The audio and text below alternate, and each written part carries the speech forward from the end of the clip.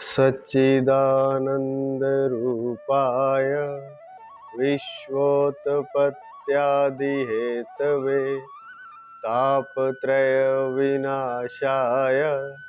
श्रीकृष्णाय वयं नुमः। श्रीकृष्णाय वयं नुमः। श्रीकृष्णाय वयं नुमः। भक्तवांछा कल्पतरु शरणागत वत्सल भक्त वत्सल भगवान श्री कृष्ण, उनके साक्षात स्वरूप श्रीमद् भागवत महापुराण के चरणों में प्रणाम करते हुए, साथ ही साथ दिव्य विभूतियों श्री गणेश जी, श्री हनुमान जी, नारद जी, व्यास जी, सुखदेव जी, राजा परीक्षित, पराशर जी, माँ देवी, सरस्वती, सभी को प्रणाम करते हुए और सबसे विनम्र प्रार्थना करते हुए कि वे हमारे माध्यम से कथा का प्रचार, प्रसार, संचार भक्तजनों में, रसिक जनों में, प्रेमी जनों में करें।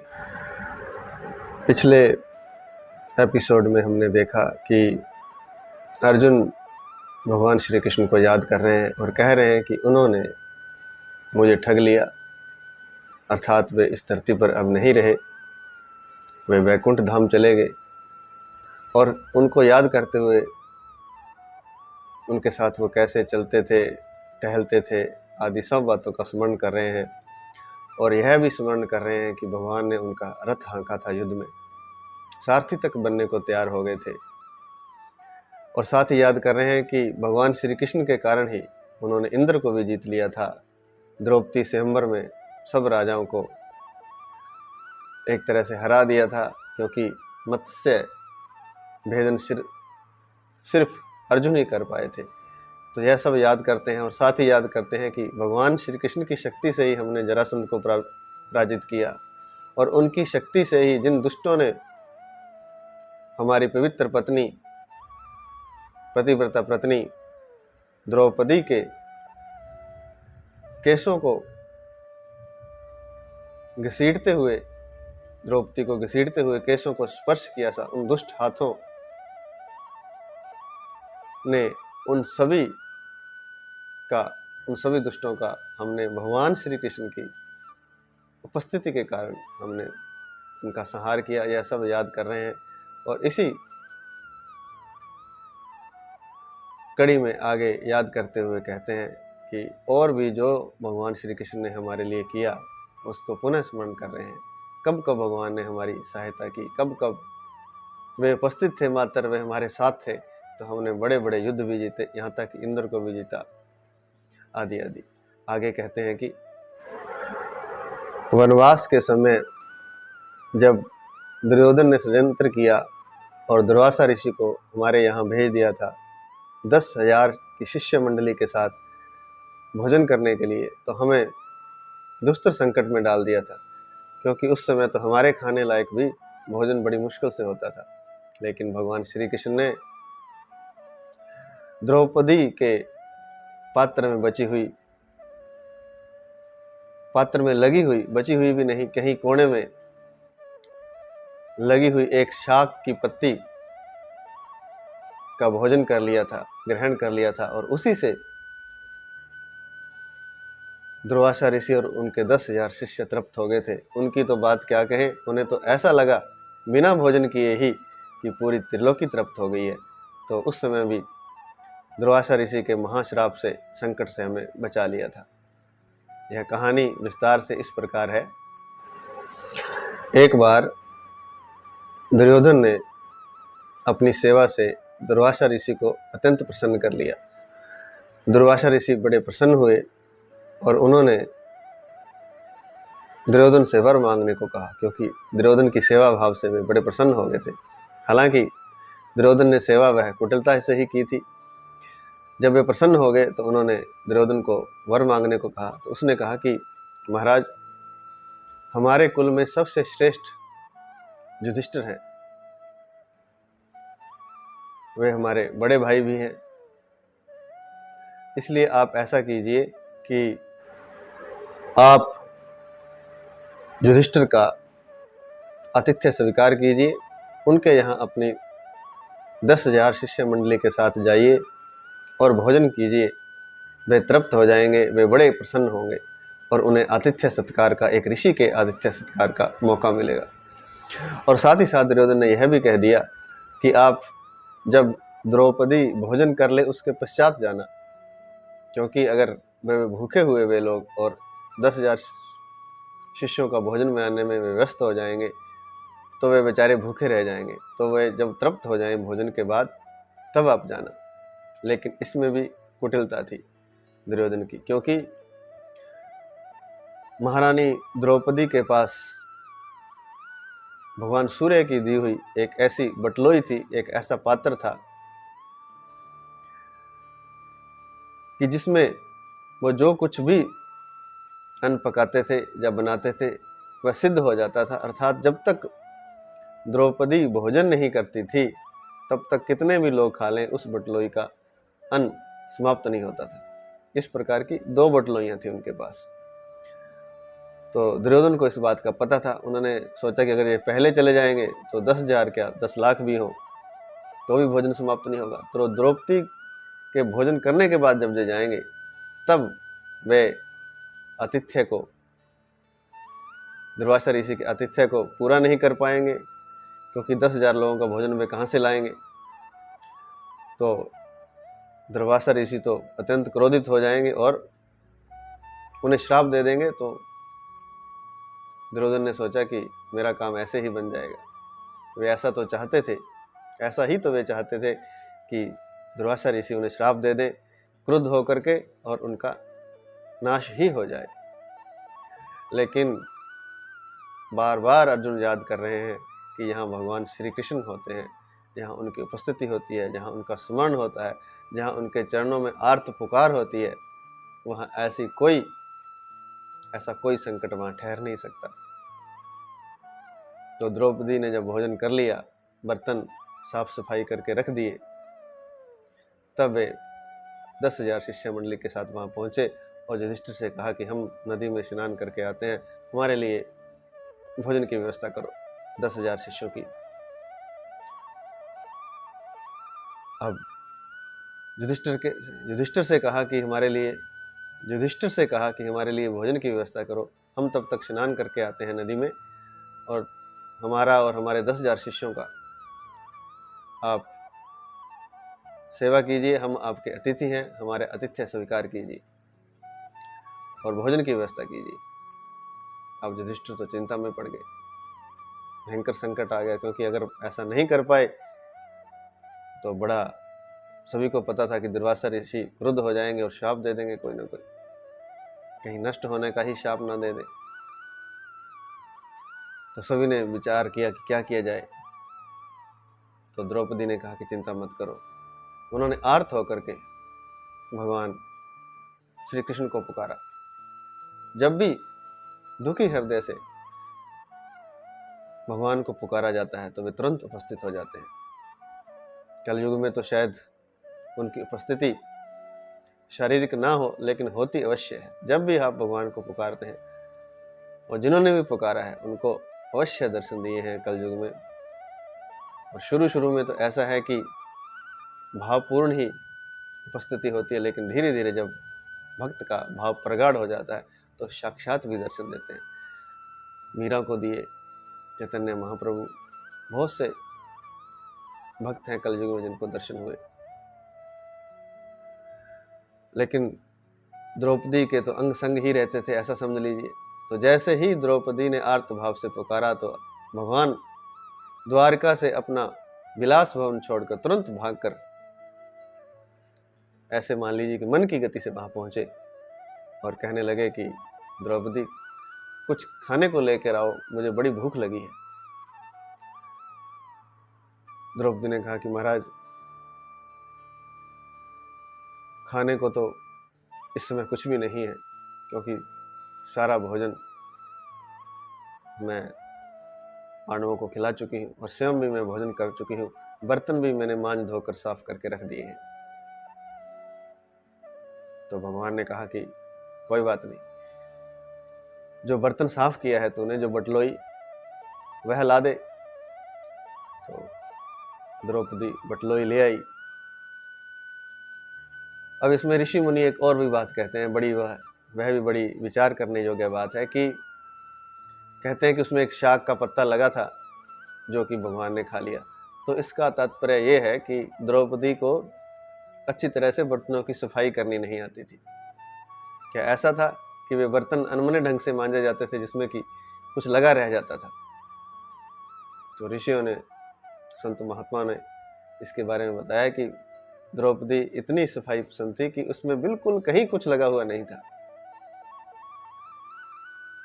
पत्ता नहीं लगा हुआ था, वहां पत्ते का कोई हिस्सा भी नहीं था। लेकिन जहां बटलोई का जब उसका किनारा होता है तो किनारे का जो मोड़ होता है वहां एक कण, रेत से भी बारीक कण वहां एक लगा हुआ था, भोजन का, शाक का, सब्जी का।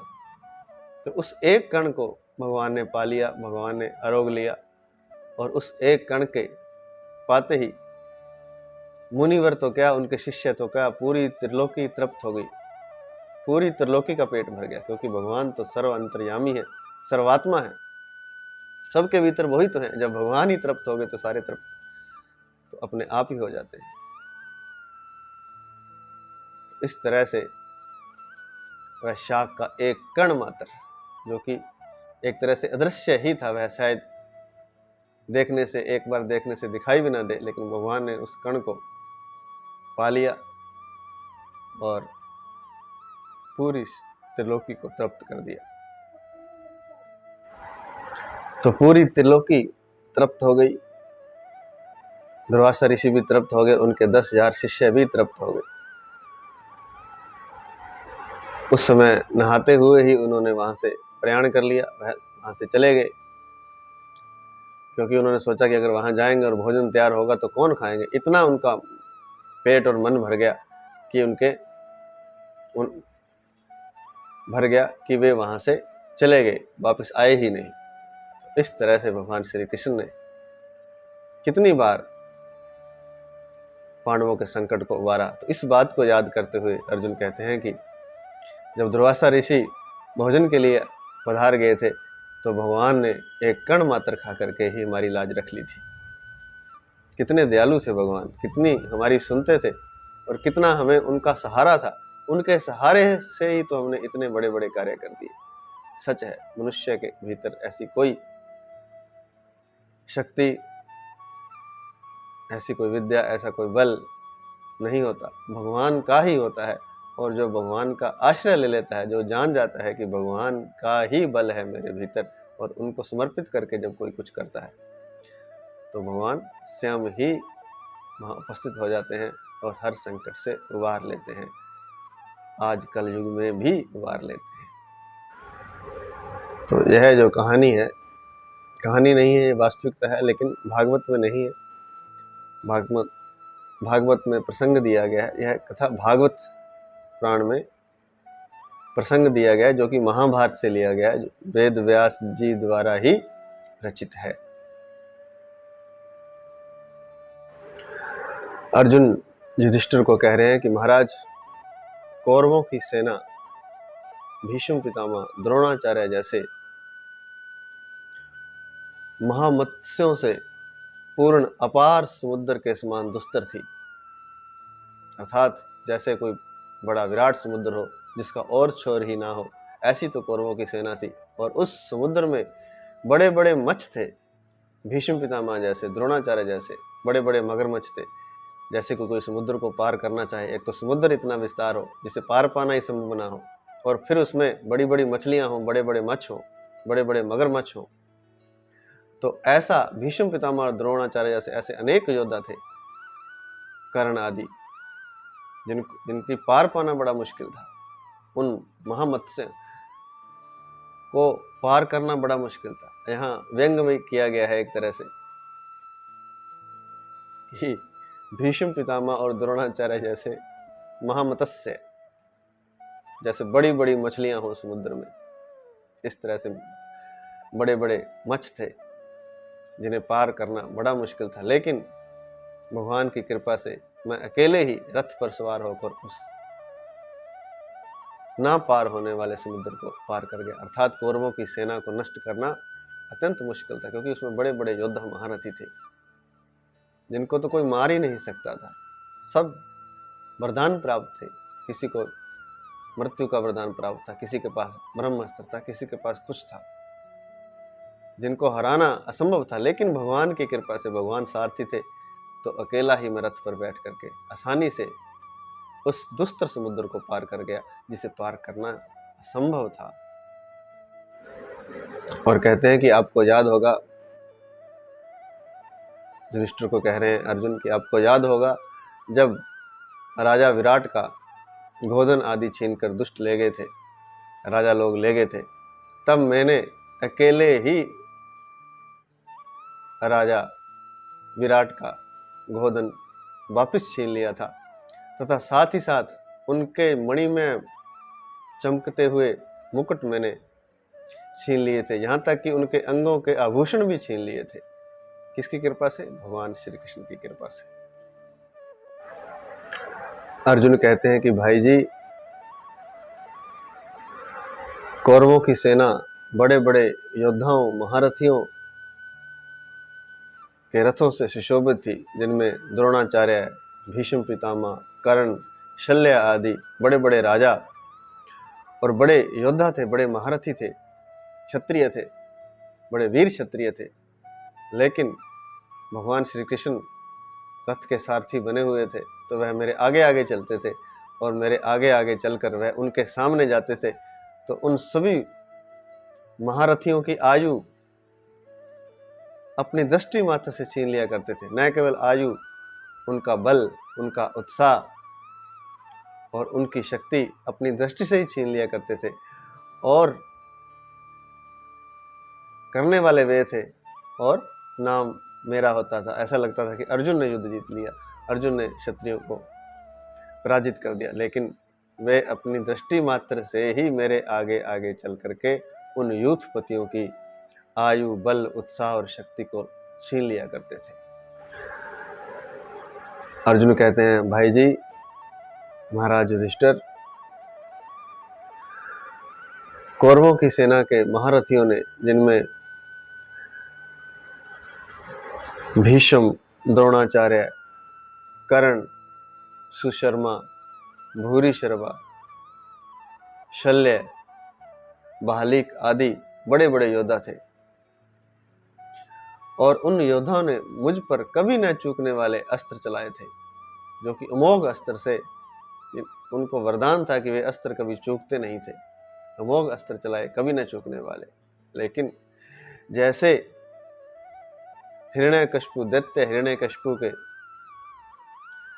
अस्त्र शस्त्रों का भक्त प्रहलाद पर कोई असर नहीं हुआ, सब निष्फल हो गए, उसी तरह भगवान के भुजदंडों की छाया में रहने के कारण उन अचूक अस्त्रों का, अमोघ अस्त्रों का कोई असर नहीं हुआ, वे मुझे छू तक नहीं सके।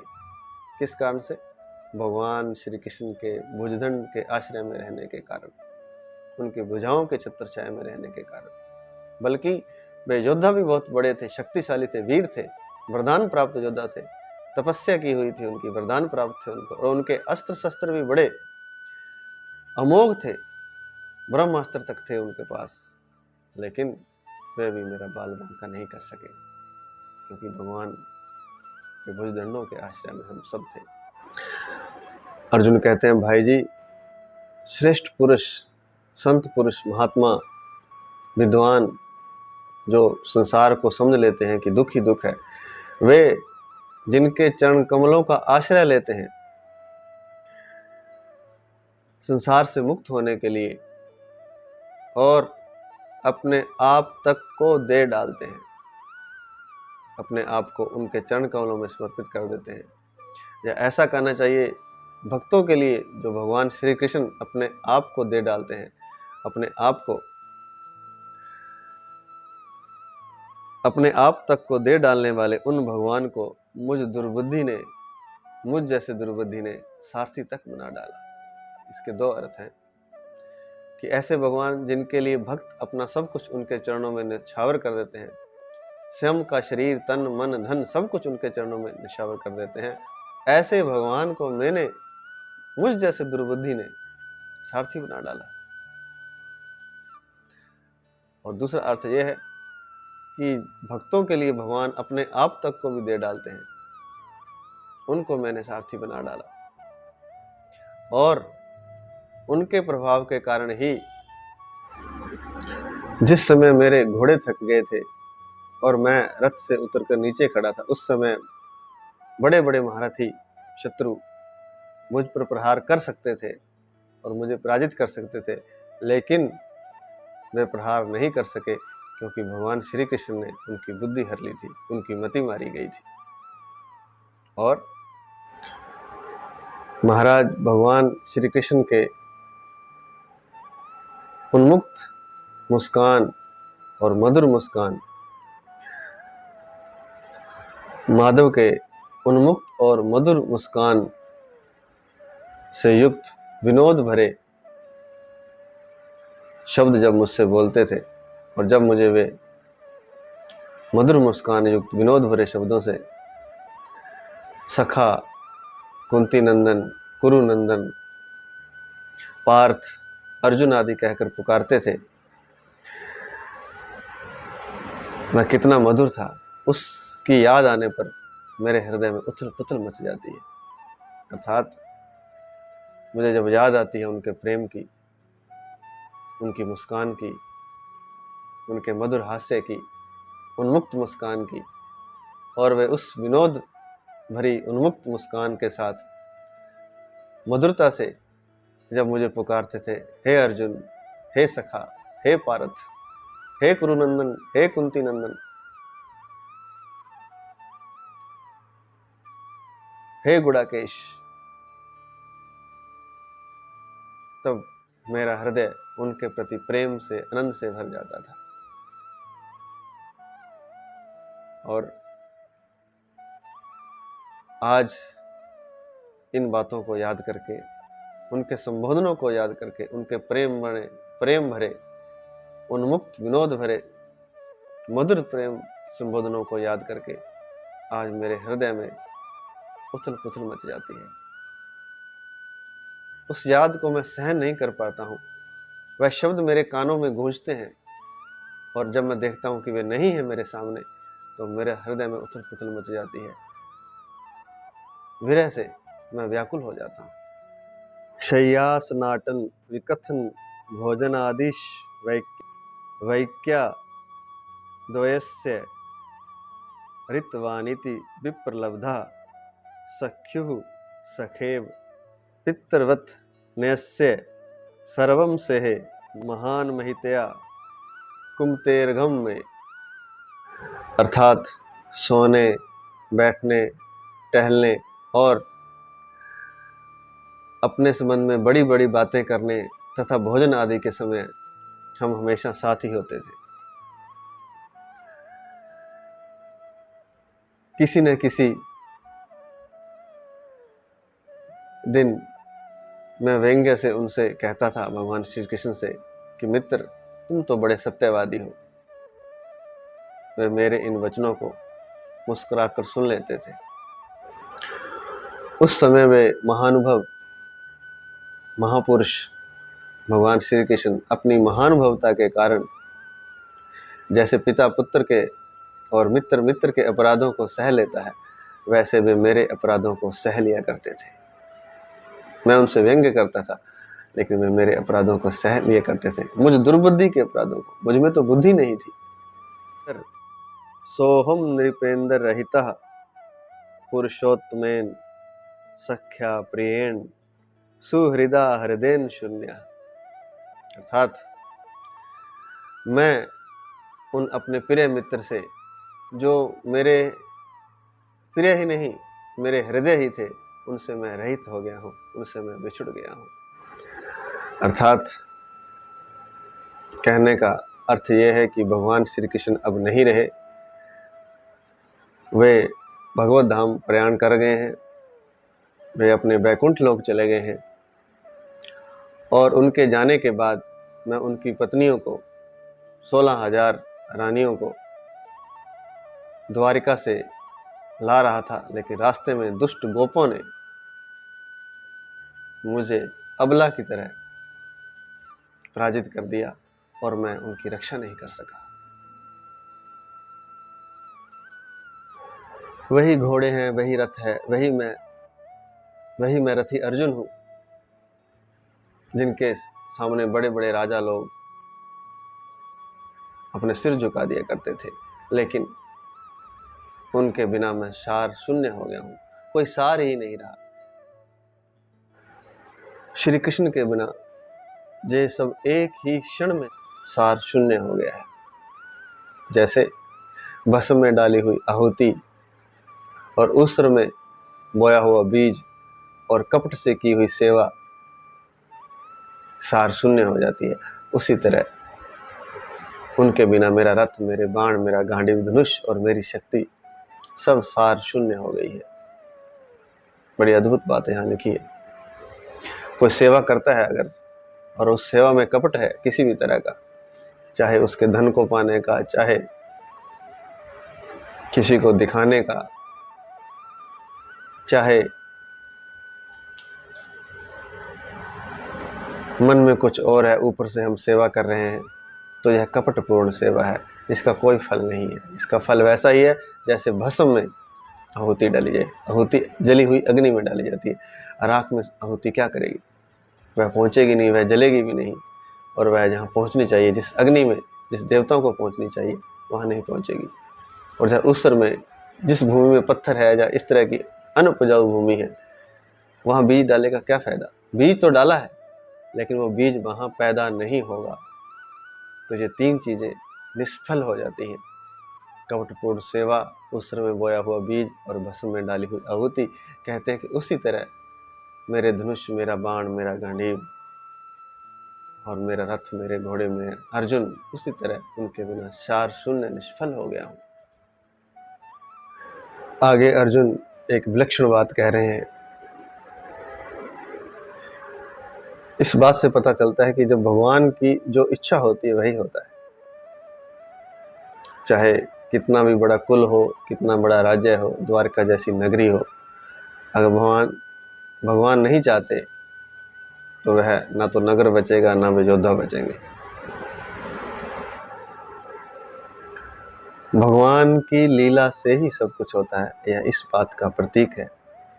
यह बात जो अर्जुन कह रहे हैं, अर्जुन कह रहे हैं कि भैया युधिष्ठिर, आपने जो पूछा है द्वारका वासियों के बारे में, अपने जिन्हें आप अपने प्रेमी, अपने सुहृद और रिश्ते नाते वाले कह रहे हैं, जिनका आप हालचाल पूछ रहे हैं, वे सब के सब तो ब्राह्मणों के शाप से मोहग्रस्त होकर के वारुणी मदिरा पी पी करके उन्मत्त हो गए थे। उन्मत्त होकर के एक दूसरे से ही लड़ भिड़े और घूसे मार मार के ही एक दूसरे को मारकर उन्होंने नष्ट कर दिया है। जिनके बारे में आप पूछ रहे हैं, जिन्हें अपना सुहृद कह रहे हैं, जिन्हें अपने संबंधी कह रहे हैं, वे सब तो मदिरा से उन्मुक्त होकर एक दूसरे से ही लड़ भिड़े और उन्होंने घूसे मार मार कर ही, बिना हथियारों को ही एक दूसरे को मार डाला। ब्राह्मणों ने क्या श्राप दिया था, किस प्रकार से द्वारका में यादवों का संहार हुआ, स्वयं ही एक दूसरे से लड़ भिड़े, यह कहानी आगे आएगी, तब विस्तार से इस बारे में बताया जाएगा। लेकिन अर्जुन कह रहे हैं कि भगवान की इच्छा नहीं थी कि द्वारका नगरी बसे, और वो कहते हैं कि वे सारे सुहृद संबंधी सब मारे जा चुके हैं, उनमें से केवल 4-5 ही बचे। और अंत में बात का सार निकालते हुए कहते हैं कि वास्तव में यह सब सर्वशक्तिमान भगवान की ही लीला है कि कभी प्राणी एक दूसरे का पोषण करते हैं और कभी प्राणी एक दूसरे को मार डालते हैं। कभी तो एक दूसरे का सहारा बनते हैं और कभी विरोधी बन जाते हैं, कभी दुश्मन बन जाते हैं और मार तक डालते हैं। तो जब भी हमारे साथ कुछ विपरीत हो, कुछ अनचाहा हो, तो समझ लीजिए कि भगवान ऐसा ही चाहते हैं, क्योंकि जैसा भगवान चाहेंगे वैसा ही होगा। अगर भगवान चाहेंगे कि कोई आपकी सहायता करे तो कोई आपकी सहायता करेगा। अगर भगवान की लीला में यह नहीं है कि कोई आपकी सहायता करे तो आपको अकेले ही रहना पड़ेगा। भगवान चाहेंगे कि आपके जीवन में सुख आए तो सुख आ जाएगा, भगवान चाहेंगे कि आपके जीवन में दुखों की भरमार हो जाए तो दुखों की भरमार हो जाएगी। फिर कोई उसका निपटारा नहीं कर सकता है। भगवान की ही शरण जाना पड़ेगा, उन्हीं की शरण से कुछ हो सकता है। किसी अन्य बाबा की, गुरु का तो नहीं नाम लिया जा सकता, पूर्ण गुरु हैं, उनकी तो कृपा से बहुत कुछ होता है। लेकिन जो नकली गुरु हैं उनकी शरण में, बाबाओं की शरण में, टोटकों की शरण में, मज़ारों की शरण में कहीं जाने की ज़रूरत नहीं है, क्योंकि भगवान चाहेंगे तो सब कुछ सही होगा, भगवान नहीं चाहेंगे तो कुछ भी नहीं होगा। और उसके लिए क्या करना होगा? उसके लिए भगवान का स्मरण करना होगा, उनका जप करना होगा। एक ही सूत्र है कलयुग में केवल मात्र वही बचेगा जो भगवान का स्मरण करता है, भगवान का नाम जप करता है। वरना भयंकर कलिकाल चल रहा है, और इस कलिकाल में भयंकर दुखों से कोई बच नहीं सकता है। हर व्यक्ति को भयंकर दुख लगे हुए हैं, चाहे बाहर से वह संपत्तिवान भी हो, सुख समृद्धि वाला भी हो, धन वाला भी हो, बाहर से अच्छा दिखता हो, लेकिन भीतर से सभी दुखी हैं किसी कारण से। छोटे मोटे दुख नहीं है, भयंकर दुख है। और उन भयंकर दुखों को भगवान ही देने वाले हैं, सर्वशक्तिमान वही सुख देते हैं, वही दुख देते हैं। इसलिए जब दुख आए तो उन्हें सहन करें और प्रार्थना करनी है। अगर किसी के शरण में जाना ही है, शरण में जाए बगैर बनता ही नहीं है, तो भगवान की शरण जाए ना, कि किसी अन्य की शरण जाने की आवश्यकता क्या है? क्योंकि करने वाले जब भगवान स्वयं है तो उन्हीं की शरण जाने में से कुछ होगा। जैसे अर्जुन, द्रौपदी, युधिष्ठिर आदि जब भी कोई कष्ट होता था तो भगवान की शरण में चले जाते थे, तो भगवान उनके हाथों की रेखाओं को भी चेंज कर दिया करते थे। कहने का तात्पर्य है कि उनके भाग्य में अगर कुछ बुरा होता था तो उसे भी वे ठीक कर देते थे। लेकिन भगवान की शरण जाते थे, भगवान के हो जाते थे, भगवान का आश्रय ले लेते थे। ऐसे ही हम सब जीवों को भी इस कली काल में कष्टों को तो सहना ही पड़ेगा। फिर भी अगर हम कष्टों से छुटकारा चाहते हैं तो कोई नहीं कर सकता कष्टों से छुटकारा। इस बात को अच्छे से गांठ बांध लीजिए। केवल मात्र भगवान है और उनका नाम है। अगर कोई छुटकारा कर सकता है दुखों से तो भगवान का नाम कर सकता है, भगवान का जाप कर सकता है, और कोई नहीं कर सकता है। कोई बाबा, कोई टोटका, कोई कुछ नहीं कर सकता। तो यही बात यहाँ अर्जुन कह रहे हैं कि उन भगवान की लीला थी तो द्वारिका नगरी, बड़ी वैभवपूर्ण द्वारिका नगरी, ऐश्वर्यशाली द्वारिका नगरी, जो स्वर्ग को भी लजा देती थी, जो इंद्रलोक को भी ले जाती थी, ऐसी द्वारका नगरी बनी।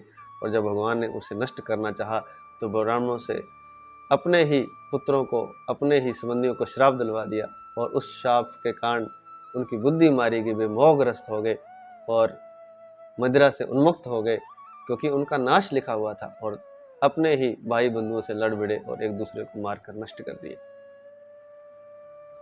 तो भगवान की इच्छा विपरीत होती है तो अपने ही अपनों से लड़ मरते हैं, अपने ही अपनों के विरोधी हो जाते हैं, अपने ही अपनों को मार देते हैं। और जो भगवान की दृष्टि सही होती है तो पराये भी अपने हो जाते हैं, पराये भी आकर के सहायता कर देते हैं, पराये भी आपको उबार लेते हैं। अर्जुन कहते हैं कि महाराज युधिष्ठिर, जिस तरह से जलचरों में अर्थात समुद्र में बड़े जंतु छोटे जंतुओं को खा जाते हैं, बड़े जीव छोटे जीवों को खा जाते हैं, और जहाँ तक कि बराबर बल वाले भी एक दूसरे को खा जाते हैं, उसी तरह से पहले तो भगवान श्री कृष्ण ने, सर्वशक्तिमान भगवान ने बड़े बली और बड़े योद्धा यदुवंशियों से छोटे राजाओं का संहार करवा दिया, उनको मरवा दिया, और फिर अंत में यदुवंशियों को ही दूसरे यदुवंशियों से भिड़ा दिया और सबका नाश करवा दिया। और इस तरह से उन्होंने पृथ्वी का पूर्ण भार उतार दिया, कोई दुष्ट पृथ्वी पर रहने नहीं दिया, कोई राजा ऐसा दुष्ट कोई नहीं रहने दिया, पृथ्वी का पूरा भार उतार दिया। पहले तो अतिशय बली और बड़े यदुवंशियों द्वारा राजाओं का संहार करवाया, और फिर यदुवंशियों द्वारा ही दूसरे यदुवंशियों का नाश करवा दिया, और इस तरह से पूरी पृथ्वी का भार उतार दिया। अर्जुन कहते हैं कि भगवान श्री कृष्ण ने जो हमें शिक्षाएं दी थी, वे देश, काल और प्रयोजन के अनुरूप तथा हृदय के ताप को शांत करने वाली थी। स्मरण आते ही वे हमारे चित्त का हरण कर लेती हैं। अर्थात उन्होंने देश काल, देश के अनुरूप, समय के अनुरूप और जो प्रयोजन था उस समय, उसके अनुरूप कई शिक्षाएं दी थी, जो कि हृदय के दुख को, हृदय के ताप को शांत करने वाली थी। अर्जुन कहते हैं कि जब वे याद आती हैं, जब उनका स्मरण आता है, जब मेरे मन में उन बातों की याद आती है, तो मेरे चित्त का हरण कर लेती है। अर्थात मैं विरह से व्याकुल हो जाता हूँ कि ऐसे भगवान श्री कृष्ण हमारे साथ थे, वे पल पल हमारा साथ देते थे। कितना उन्होंने हमें ज्ञान दिया, यहाँ तक कि हम उन्हें पूरी तरह नहीं समझ पाए, सारथी तक बना डाला, लेकिन वे भगवान फिर भी जैसे महानुभव छोटों को माफ़ कर देता है, मित्र मित्र को माफ़ कर देता है, पिता पुत्र के अपराध को क्षमा कर देता है, ऐसे हमारे अपराधों को क्षमा करके हमेशा हमारे साथ उपस्थित रहे, खड़े रहे। एक छत्र छाया उनकी रही, और उनकी बल से, उनके तेज से हमने बड़े बड़े योद्धाओं का तेज हरण कर लिया। आज वे हमारे बीच नहीं है, तो मेरे प्राण छिटपटाते हैं उनके लिए, ऐसा अर्जुन कह रहे हैं। जय श्री कृष्ण। आज इतना है। हरि शरणम, हरि शरणम, हरि शरणम। हे नाथ, हे भगवान श्री कृष्ण, हे नाथ, हे नाथ, मैं आपको एक क्षण भी ना भूलूं, ऐसी कृपा करें, क्षण क्षण आपके नाम का स्मरण करूं। जय श्री कृष्ण, जय श्री कृष्ण, जय श्री कृष्ण।